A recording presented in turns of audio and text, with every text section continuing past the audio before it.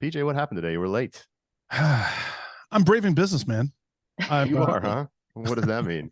trying to I'm trying to juggle a bunch of things. So, Hmm. being the head of a company means that you have to be accountable. And Yeah. when things go wrong and when something happens, you have to, come back to the customer hat in hand and basically say, very sorry, know your pain. That's our fault. We're going to make it right, and then do whatever you can to build that trust. And so that was, I apologize. We have no timetable for when those things happen, and unfortunately, it happened right before I was getting on this. So I think it's All all right. good. They're Well, great customers. fortunately, So. Alex, our guest, was extremely patient. I was the Oh. one doing a lot of the bitching and moaning. She was fine. So No, but like, isn't it I think we're okay. always the day you've got a lot going on that like something blows up that you had such a meticulously planned day and then Yeah, it's like, oh, bomb, sorry. You have to get a Inevitably. ton done That's right. anyways. Yeah. the whole Murphy's Law thing. I Absolutely. hear ya. I hear ya. All Well, right, PJ, are you ready to get it started? I am ready to get it Let's started. do this. Okay. We're All right. very, very excited to have Alex West Steinman on today. She is an award-winning entrepreneur, speaker, co-founder, and partner of The Coven, one of the first co-working spaces for women, non-binary, and trans people in the world. Alex has been blazing trails for more than a decade across advertising, communications, and digital business. She's been recognized as a 40 Under 40 award winner, a Forbes 1000 list, an Inc. magazine 100 female founder, and many others. She's all over the place. It's awesome. Alex, it's an honor to have you on the Braving Business podcast. Thanks for having me. I'm excited to be here. Alex, I got to tell you, you are one of the guests that I was most excited to meet with because what you do actually touches me personally. I'm the father of a gay, gender nonconforming service member. My daughter is in the U.S. Navy, petty officer in the U.S. Navy, and I'm very, very proud of her. Amazing. And I know how hard people in that community, the hardships that they face. And Yeah. and we'll learn a lot more about the Coven, but I'd love for you to, tell us what it was about this community that inspired you and inspired, and obviously you're not just about members of the transgender community or gay community, but also about empowering women. So in general, your mission, your vision is to empower those who need empowerment, which I think is beautiful. Talk to me about what got you interested in that. Yeah. Well, first of all, thank you for your child service and thank you for raising such an amazing human to go and be of service. So one, thank you for that. And two, um, I I think one thing that's really been important to me my entire life has been empowering women. So as a high schooler, I was mentoring women. As a college student, I was mentoring women and teaching them how to get into college and how to get jobs. And the other thing I've really been passionate about my entire life is work. I really love working, which is like such a weird thing to say, but it kind of makes sense. Not for Co-founded entrepreneurs. That's sort of co-founded the, well, yeah, and I co-founded a co-working business, right? that's So right. I love Perfect. work. So my first job, I was like 12 and answering my dad's insurance business phones, as his receptionist. Ted West's office, how can I help you? And so I've always been just like passionate about helping other people and connecting folks with the resources that they need. And this is one avenue for that. Our business is centered on the experiences of women, non-binary, and trans people because we, as co-founders, there's four of us, all experienced discrimination in the workplace, all experienced a lack of belonging and a lack of trajectory in our careers, and a lack of having a true voice in the workplace. So we might have been leaders in our organization, but we weren't necessarily leading, or we weren't necessarily having a voice at the table, at the leadership table where it really mattered for the business. And so where we decided just to create the world that we wish existed, we created a space that's open to all genders, which is really exciting because I think the idea of having a space that's centered on the experiences of women, non-binary, and trans people, but open to all, gives people an experience of what is it like to experience intersectionality? What is it like to experience an environment that was built with our most marginalized communities in mind? Because truly, when you center women, when you center marginalized communities, like we all win, right? So we all get to experience what it's like to belong and be a part of something bigger than ourselves. So the idea for the business was kind of a culmination of a group of us getting together consistently and talking about what can we build together to make the world better? What can we build together to solve for the future of work? And 7 years ago, the Coven became a thing, and here we are 7 years later, surviving a pandemic and beyond. That is amazing. First of all, kudos to Tal, kudos to your daughter, who's doing amazing service for us, and thank you for her service, obviously, and also kudos to you for being a great dad. I also have a daughter who's pan, who has come out as pan, and so obviously I'm vested in this type of conversation anyway. So I think that Alex, your work is amazing. I was lucky enough to be a part of a I was co-chair of a DEI initiative before in a corporate setting, and so learning about intersectionality and learning about how all these disparate groups can work together and how to make sure that everyone has a voice and everyone has a seat at the table, and how that really, the rising tide lifts all boats, right? So having Absolutely. that broad base, not only accountability but intention of having everyone there and present and contributing is so important. So And welcomed. yeah, and Feeling welcomed. welcomed. Exactly. I mean, well, that's the thing, right? You have to make them feel like not only do they deserve to have a seat at the table, but that they are an active and an excellent person at the table, so that Yeah. everyone's honored, which is Yeah. so. Absolutely.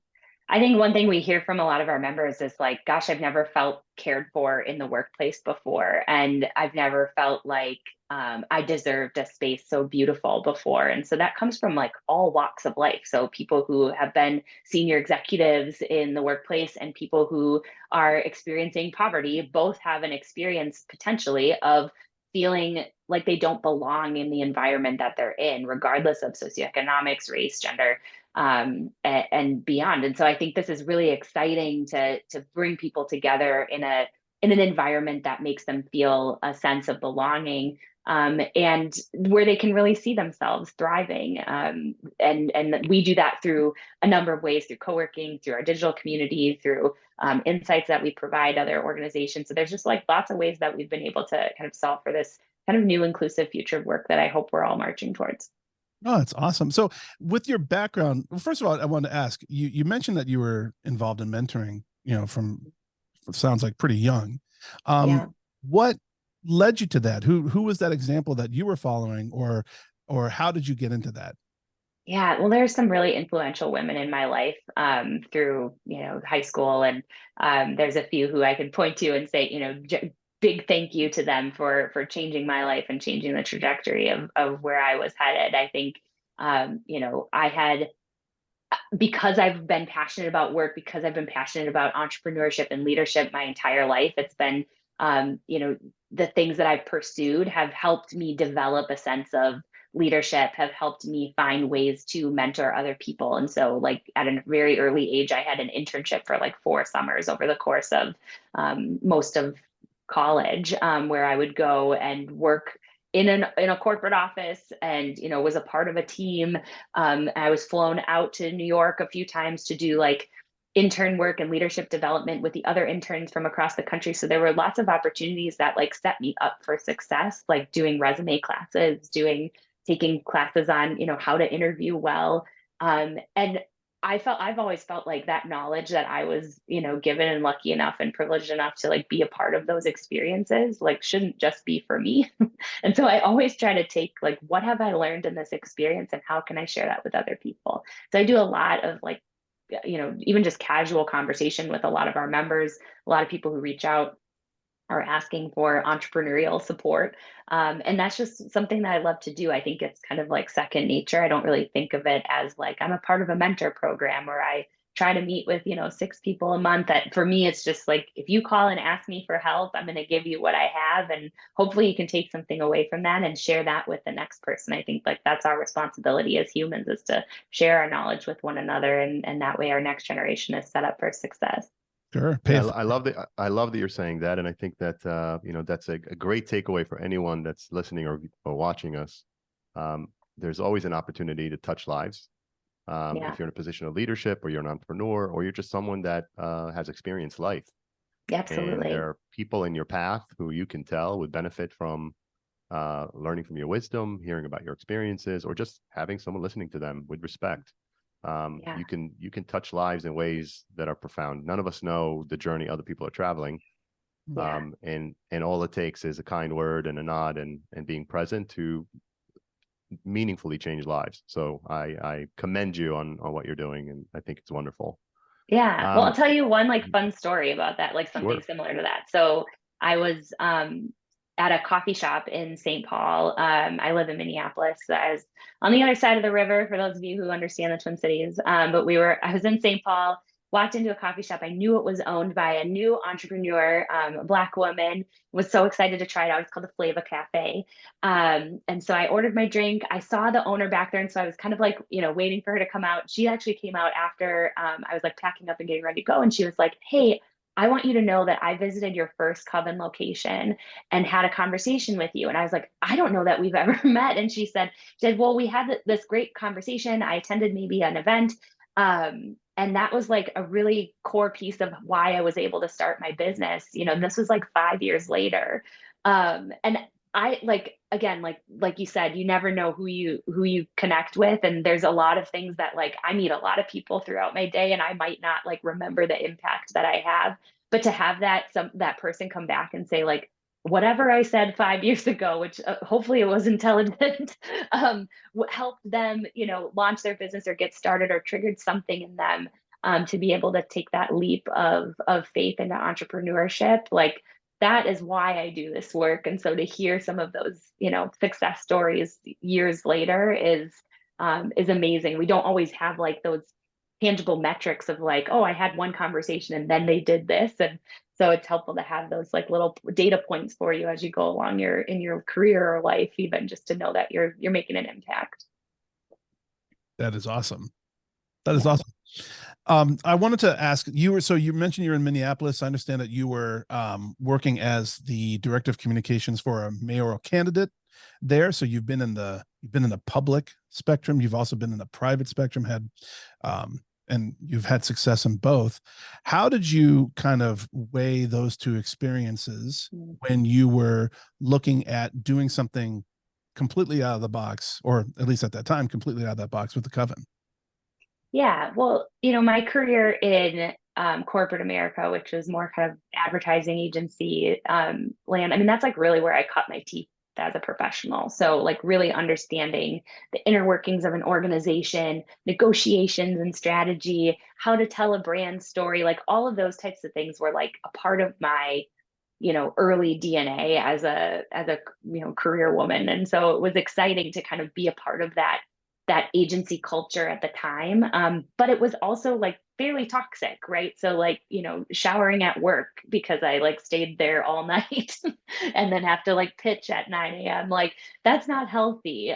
Becoming a parent and not feeling supported by your colleagues or your boss or those types of things, like that's not healthy either. Feeling like, or receiving feedback that your voice is not you're not loud enough, you're not gregarious enough, you're not like participating in like fun things, like happy hours, whatever. But then when I do participate in those things and I do like stand up for what I believe or stand up for other people in my organization, then I'm too loud, I'm too I'm too opinionated. So like there's no I had a really hard time finding my voice and finding my value in that space.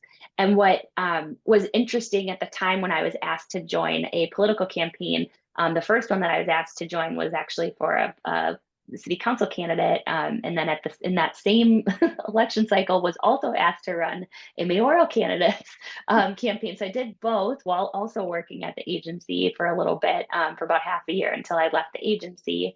and also started the Coven. And so there's been like this interesting progression towards like, being a communications director, having my own consulting firm where I am like actively supporting people who have my values, who I believe in, who have a vision for the future. Like that was so amazing and empowering. I mean, the people who I was working with were incredible humans, and like I feel like I cut my teeth again when I got into politics, where it's like, oh, there's not like a strategy session and 3 weeks of revisions on this. This is just like, we just go. It's like so fast paced and moving. It's faster than what, people think advertising is a fast moving business. Like politics is a fast moving business and campaigns are a fast moving business. And I really enjoyed that element, and maybe someday would get back into that work. I definitely needed like a break after that year. That was a lot. That was also 2016 was a really challenging election time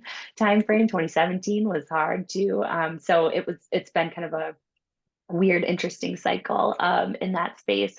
And at that same time, I was starting to, with my co-founders, starting to craft what the Coven would look like. We launched a crowdfunding campaign at the same time. So I like to have my hands in a lot of different things. And I think I learned so much from the experience of being like on my own as a freelancer or a consultant, because like you only have to answer to yourself. You obviously have your clients. And, PJ, like you were talking about at the beginning, like sometimes you mess up and sometimes it's your fault and you got to own it. But it was like, there's no other like teammates to be like, well, you did, this is part of your fault, or it was 3 weeks of revisions that made this, late. And so it was really a practice in accountability, as a practice in like, owning up when you're wrong. And like really advocating for like your knowledge. Like they hired you for a reason, and you got to be able to say like, hey, like no, like we should do that this way because like I've had experience in this. And but I learned a lot from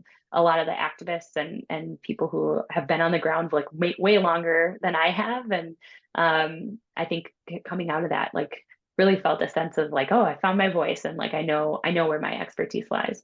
So let's talk about that. You're talking about finding your voice, and obviously, and by the way, you're magnetic and you're very charismatic, and it's not at all shocking that you're successful. And for a lot of the listeners and viewers, I think what they're experiencing right now, watching you, is excitement about here's somebody that's up and coming and doing great things, and you're showing a lot of confidence and a lot of calm and control of yourself and your environment. You're so since this podcast is actually about vulnerability, and it's about overcoming, and it's about perseverance, I want to return us to the story behind the story, right? So we're hearing about Alex, the very, very successful entrepreneur who's experienced great things, someone wanted you to run a city council campaign, another person wanted you to run a mayoral campaign. People saw your talent, people saw your light. But talk to us about vulnerability, and specifically, if you don't mind, I'd love to dive into the challenge of being a minority female entrepreneur. I'm a first generation American. I came here as an immigrant when I was 12, and I faced some challenges with that. But I would imagine that the challenges that you face, being female, being minority, also being a mom, are probably unique. And I'd love for you to talk to us about that. What did you experience that maybe required you to really dig in, find some inner strength? And how did you do it? Well, oftentimes, I'm the only at the table from a number of perspectives. I think what's funny about that is like I've built a business where I'm like not the only anymore. So it's like I haven't had that experience in a while. But being the only at a table, you constantly have to like validate why you're there, or that you bring value to this space, or that you have to validate yourself almost sometimes. And I think I've been really lucky to have some really phenomenal people in my life, some great friends and support systems that like help me return to who I am pretty consistently. How? And What like, do they do? How do they help you oh return? gosh, just like notes of affirmation, like a text message that's like right when you need it. So having somebody in your life, like somebody in my life calls it like a badass board of directors who you can text at any moment and say like, hey, I'm struggling with this, or I'm struggling with like, I feel like I'm not doing a good job, which is like the number one thing that you say to yourself as an entrepreneur is like, I'm not doing a good job. I'm not doing enough. we're not making enough money. Like all of those types of things are things that, I think cause like crippling self-doubt. And having people in your life to be able to affirm who you are, or remind you who you are, remind you of the goodness, like even just like bumping into that coffee shop owner, right? Like that story I told, like that's affirming to me that like I am doing the right thing. I think it's easy as an entrepreneur, as myself, to get really caught up in like, did we hit our numbers? Are we raising enough money? I have a board meeting this afternoon. I got to prep that. Like just getting, like being really stuck in that space. And what I feel like is affirming to me is when I remember why I'm doing this, like really returning to why. And it's because of the people, it's because of the connections, it's because of the mentorship and the work that's involved is affirming. And I think when you get like sucked into like entrepreneurial spiral, which like you really, really can easily, it Well, can what does it take look you like for out you of it. when you do? Depression. I mean, it takes Mm. the form of like deep, deep sadness. It takes the form of like disconnection from people. It takes the form of not taking care of myself by like, not exercising, not eating right, not, or eating well, I should say, not, hydrating in the way that I should. Could take the form of like too many glasses of wine in the evening. Like those are the types of things that I think entrepreneurs tend to like we find like what is self-soothing like immediately. And those things can be self-destructive. And so I think one thing that I'm really passionate about is like routine in my life, because so much of my life is not routine. I have two kids. I have a 7 and an 8-year-old. They are amazing and beautiful human beings, but they have lives of their own that I, am the CEO of as well. So like that's uncontrollable. I have a husband who's also an entrepreneur. That is uncontrollable. And the work that he does and the emotion that he brings home. There are a lot of things in the world that I can't control. And there are a lot of pieces of my business that I can't control. And so like, if I can control like a few things in my life, my business partner, Bethany, always says like working out is the most kind of like routine thing that you can possibly do, because you could literally do the same thing every day. You pick up a weight and you put it down, and like then that task is done. And so like as an entrepreneur, you don't have a lot of tasks that ever end. It's like you're raising money forever. You're constantly chasing a goal. You are, fixing the toilets, you're cleaning the coffee machines, like you're doing all of the things. You're consoling your employees, you're promoting people. None of that is ever over. And so having tasks that are like have an end date and are complete make me feel like I have succeeded. I'm a very inbox zero type person because I appreciate the achievement of a clean slate. I'm the Um, same. I hate going home at the end of the day with more than a handful of emails in my inbox that I I know. made a conscious decision to deal with the next day, as opposed to Yeah, 20, 30, 40, and the uncertainty of what do I got going? That's just too much stress, especially when you got so totally. many other things pulling at you. It really is. I mean, the state of the world is like really like, the world's on fire and the air is poison. Like that's like I don't even know how to like reconcile with some of that. We're dealing with PJ, wildfire save smoke us. here. Say something cheerful. PJ is really good at saying something PJ, cheerful. We're get getting us out of dark. this. Oh, geez.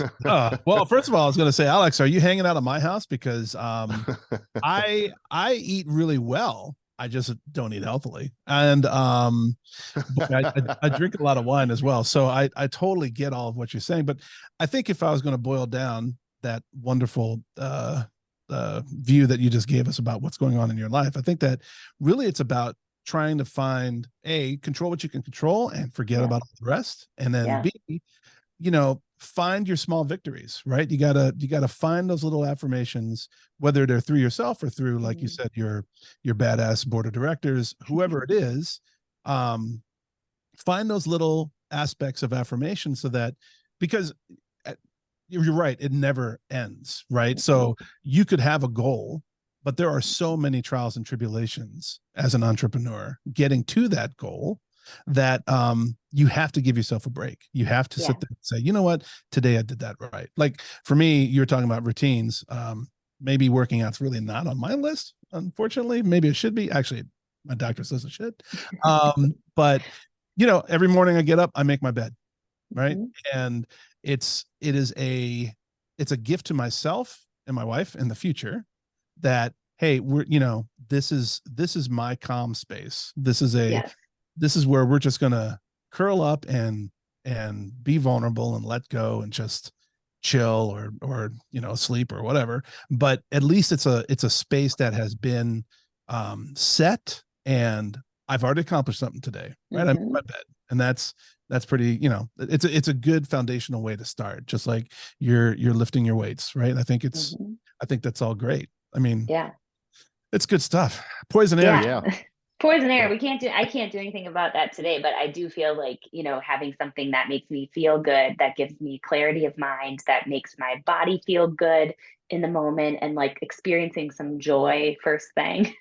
Because, A to B every day is more like A to Q, but like we skipped X and like moved, like everything is like a mess, it's like a messy middle, as we call it. And so being able to find like areas for clarity throughout the day, or at least starting your day with a little bit of peace, is really central to my mental health and well-being. And I find that I've the tequila helps. no, no, go ahead. Tequila does help. It does.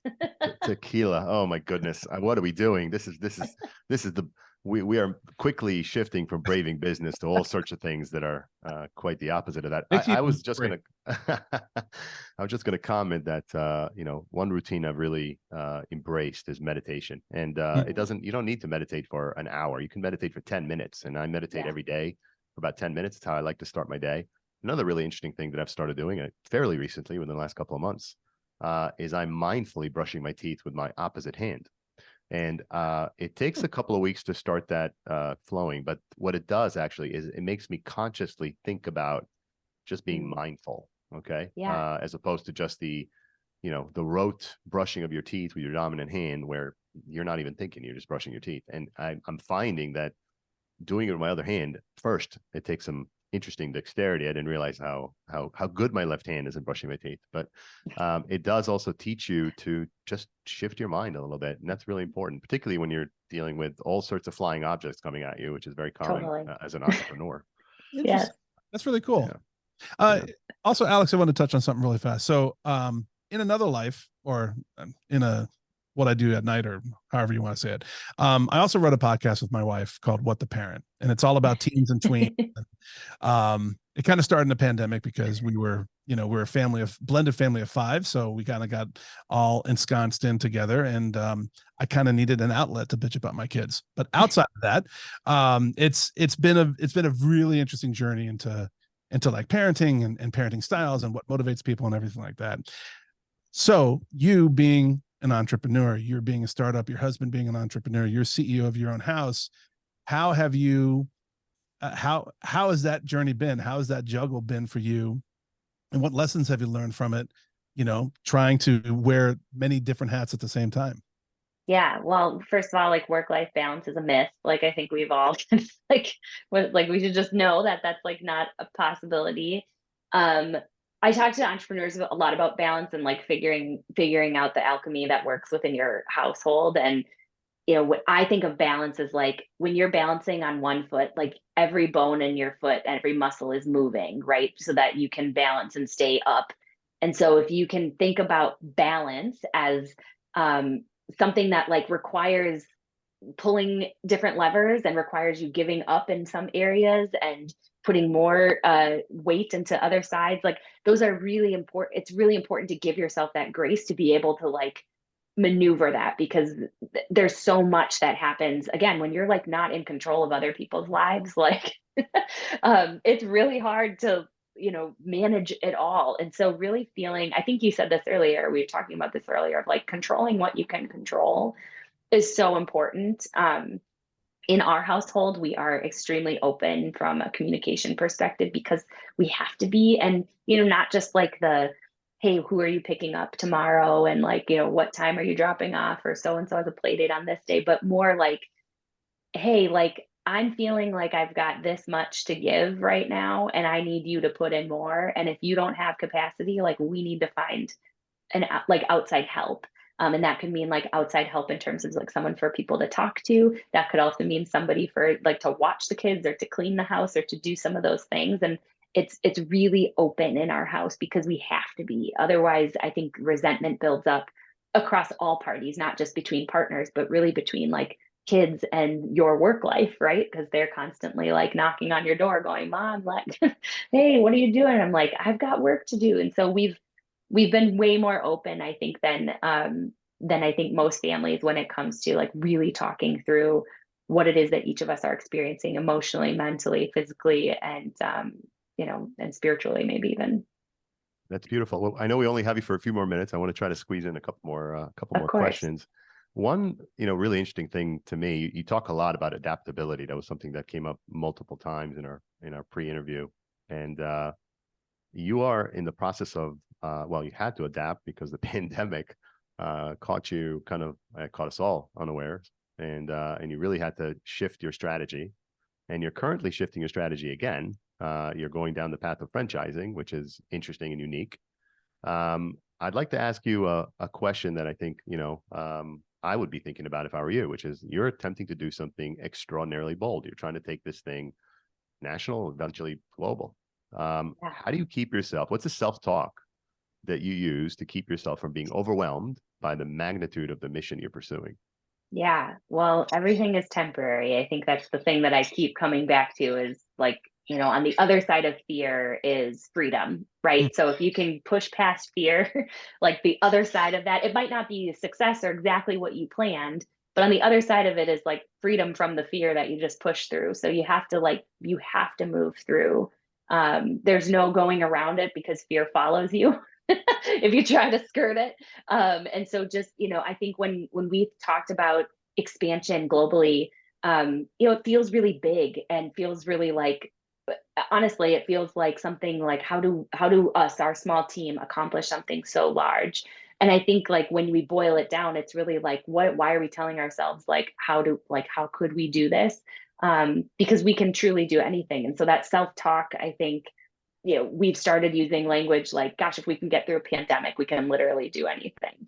Or what is the worst thing that could happen? And if we look at like truly what is the worst thing that could happen, we're not looking at, like dying. Like that, that doesn't feel like, that doesn't feel like the end game here. The end game feels like, oh, we pivot, we pirouette, we find new ways of working, we find new ways of being in relationship with one another. And I don't know, it's like all just part of being human. My co-founder Bethany like talks a lot about like the human experience and like we're just so lucky to participate in it. And so like to get to experience the full spectrum of emotions that humans get to, like fear, sadness, joy, elation, like all of those types of things are, I think if you can find some gratitude for experiencing that, then the emotion or that like feeling in your gut that you're going to fail kind of dissipates a bit because it feels more normal as you push through.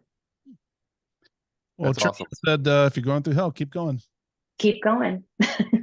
Yeah, actually, it's funny. One of my favorite show is Ted Lasso, and there's a great episode. I think it was in season 2, and he talks about rom-communism. I don't know if any of you watched the show, but the point of it was this: if you watch rom-coms, if the heroes haven't gone to a good place, then it's not over. And so basically, his point is when you're going through a difficult time, just know it's not over. Just keep going because the end of the story, you maybe are in the dark forest part of the story, but if you keep going, you're going to get to the other side. I have one final question for you, and it's related to raising money. And I know you've done incredibly well in that. I raised money over the years on multiple ventures. In some cases, I was able to raise tens of millions of dollars. In other cases, I wasn't able to raise a dime.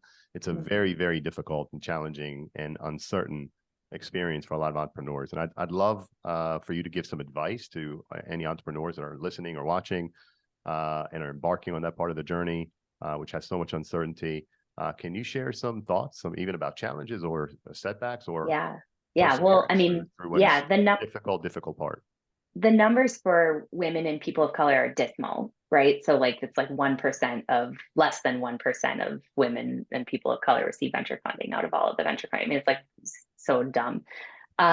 What I think is there's like so many like, skills and like you have to think of fundraising like a sales strategy, right? So you have to like fill your funnel with a ton of people and then like whittle it down, find the right people, have enough conversations. It's a numbers game, right? So it's like you talk to 300 people, you get 10 yeses, like that's a win. But if you talk to 50 people and you don't get any no's, it doesn't necessarily mean like the end of it, right? And just like we were saying, you have to be, I think you have to be crazy enough to believe that somebody else is going to believe in this to make the ask of somebody to invest in a company that, you know, doesn't exist or is barely in existence or isn't profitable. I mean, you're asking for investment in something that somebody's going to have to take a chance on. And now if we look at the numbers and you say like, well, you know, WeWork got millions and millions and billions of dollars, right, in funding in order to like burn it all to the ground. I think like what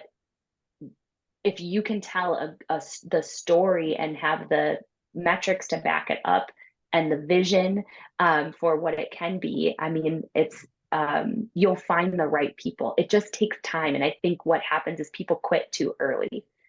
Maybe it's not product market fit, right? So maybe maybe it's not the right time for the business, right? So like there's a number of reasons why businesses don't work out. But you have to believe that you're crazy enough. You have to be crazy enough to believe in yourself.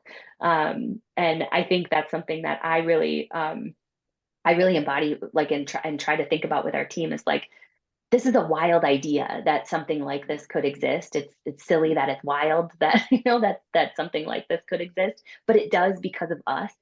And if we can create this space, and, you know, do it on a shoestring budget and do it with like, you know, scrappiness and tenacity, like we can do anything. And so I just like push that on other entrepreneurs. It's like, you can do anything. You have to continue to work hard. And yes, there are so many barriers out there for women of color, for women overall. Like, yes, those are there, and we have to continue to like work harder than everyone else. But you have to believe enough in yourself, because if you don't, then like those barriers will impede you from moving forward. And I think like fundraising is not for the light of heart, and it does take a lot of time and energy. But when you eat notes for breakfast, like, you know, it's kind of like on to the next one. You know, you have to let it roll off your back. You know, PJ, what really helped me in raising funds is that I got a lot of no's when I was a teenager when I asked girls out. So I could handle the no's, you know. I love that. I was an You expert at handle it. Yeah. Oh yeah, yeah. Well, That's why I make so many outgoing calls, because waiting by the phone in high school never rang. I get it. It's like it's a muscle. It's a muscle. Like hearing no and letting it not be an emotional experience, like that's a muscle that you have to build. I think it's a muscle that women in particular who like fear rejection, or anyone who fears rejection, like have to navigate. And you know, you just gotta move on. 1,000% correct. Our guest today was the brilliant and very, very fun Alex West Steinman. She's doing some very, very cool stuff with the Coven. It's a co-working space for women, non-binary, and trans people that, of course, also welcomes men. And I'm absolutely enamored with what you're doing. I'm so grateful for you choosing to be our guest today. I know how busy you are, and we look forward to continuing to following your journey. Amazing. I love making time for it. It's so wonderful to hang with you all. Check out thecoven.com. We've got a WeFunder campaign going on right now. Would love to see you all there. Thanks for having me. Thank you so much. Our pleasure.